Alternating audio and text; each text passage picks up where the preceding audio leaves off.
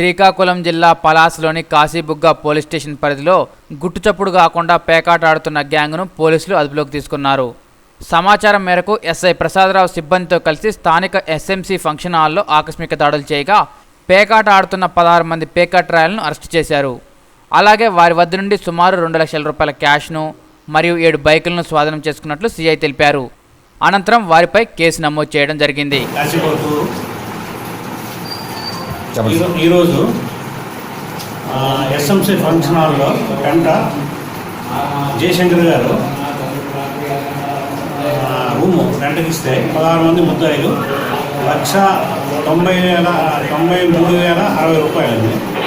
16 మంది ముద్దాయిల్ని పేకాట ఆడుతుంటే పట్టుకొని ఈరోజు కేసు నమోదు చేసింది.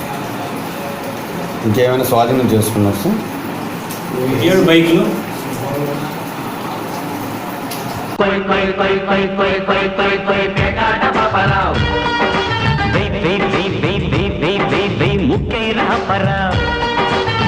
ముక్కలాటలో పండితుండి నేను రా, చూదమాత సేవలో పండిపోయే నోడిరా.